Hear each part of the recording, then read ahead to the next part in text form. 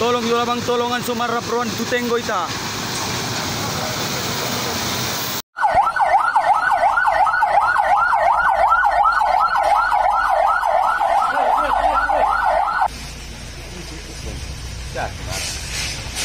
Kebocoran pipa gas PLTP Sorik Marapi di Kabupaten Mandailing Natal, Sumatera Utara kembali terjadi pada hari Minggu 24 April 2022. Semburan awan panas setinggi 40 meter bersama dengan keluarnya gas beracun asam sulfida terhirup oleh masyarakat lokal yang tinggal di desa Sibanggor Julu. Setidaknya ada 21 orang dilarikan ke rumah sakit, satu diantaranya bayi berusia 6 bulan.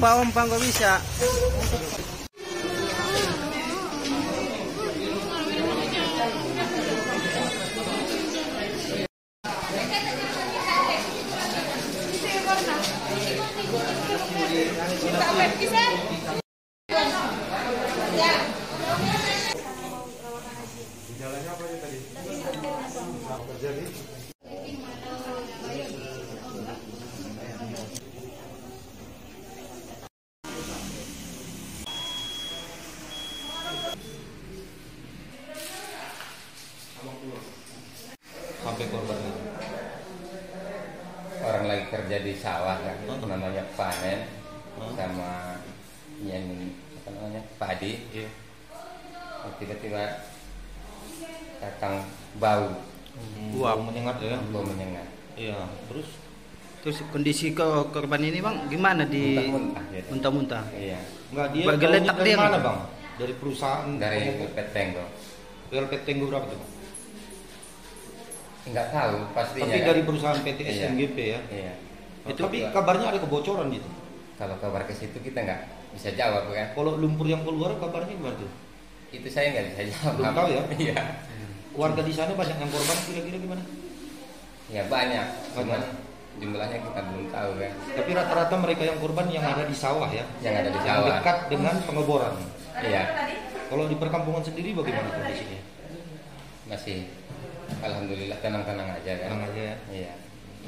Itu aja, cuman yang dari yang dekat ke sawah itu rumahnya kerasa baunya kan. Rasa baunya ya. Iya. Sebelumnya ada nggak informasi ada pembukaan bor atau gimana? Kalau pengetahuan saya nggak ada.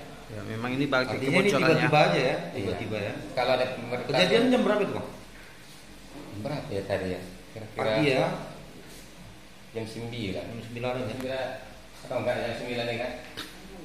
Nah, Siapa nama bang? Muhammad Soleh Korbannya? Hasmar Nasution. Kasih bang. Barangkali patut kita sayangkan kejadian ini terulang lagi yang kesekian kalinya. Tentunya ini sebuah sebuah kejadian yang barangkali kita juga kaget. Namun dari pemerintah daerah tentunya berharap kalau memang ini berulang-ulang terus kejadian, ya, itu pemerintah pusat barangkali perlu melakukan kajian ulang apakah kegiatan ini dihentikan atau bagaimana.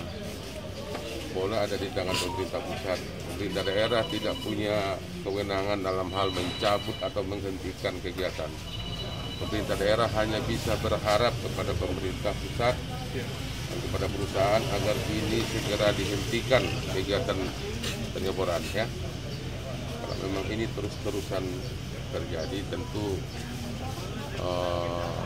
masyarakat kita trauma, dan hari ini juga ada 6 korban dirawat dan 21 korban, 22 korban, mudah-mudahan masih bisa ditangani dengan baik. PT Sorik Marapi Geothermal Power, perusahaan yang memegang proyek ini, belum bisa menjelaskan penyebab kepastian menyemburnya lumpur panas yang mengeluarkan gas beracun asam sulfida terpapar oleh masyarakat tengah berladang dan memanen padi di desanya.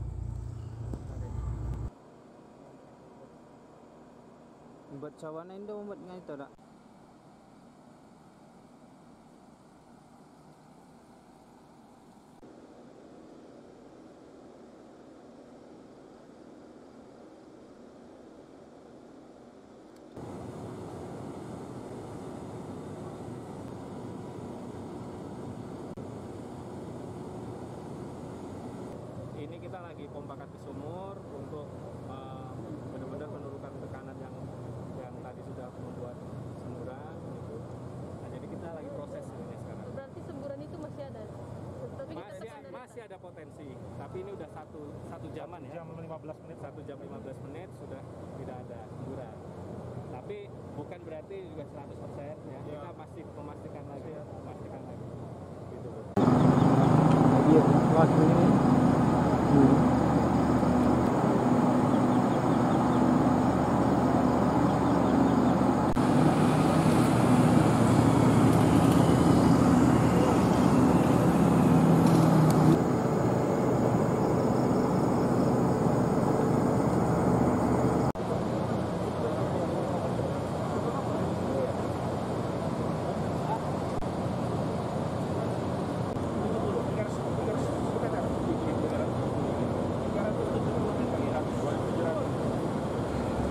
Tim Laboratorium Forensik Polda Sumatera Utara melakukan penyidikan untuk menguak kasus ini.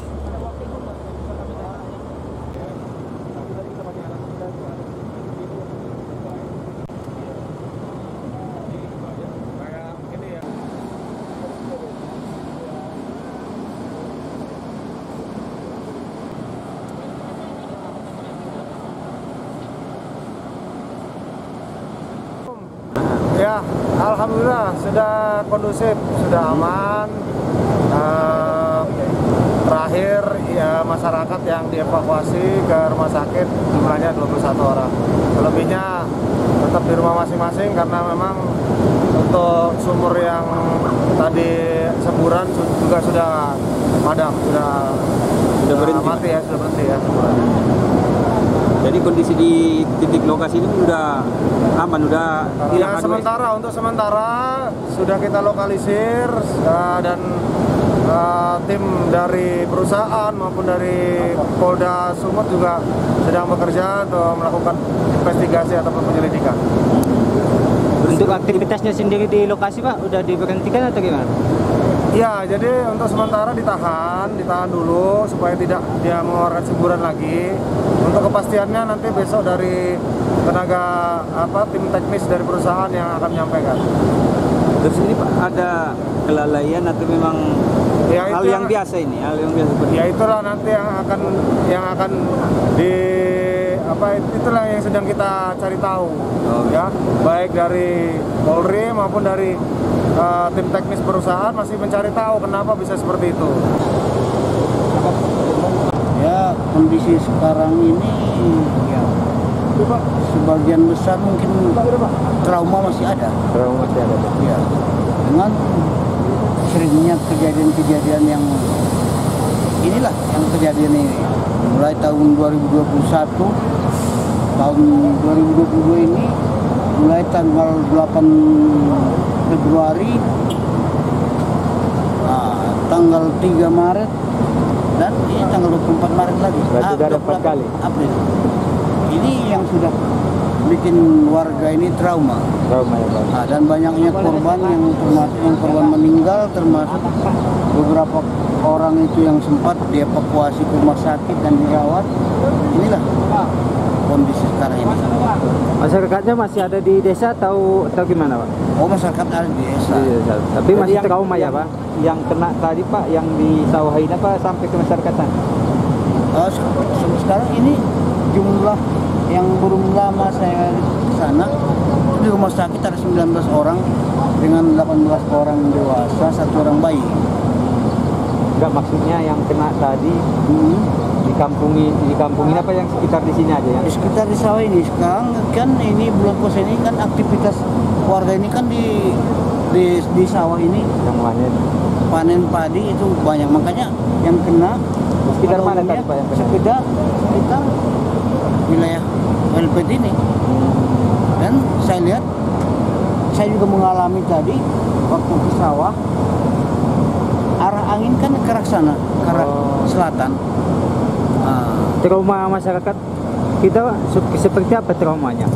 Ya, kalau sekarang ya trauma masyarakat itu misalnya satu contoh, kadang-kadang aktivitas di sini kan kadang-kadang bisa menimbulkan suara agak keras.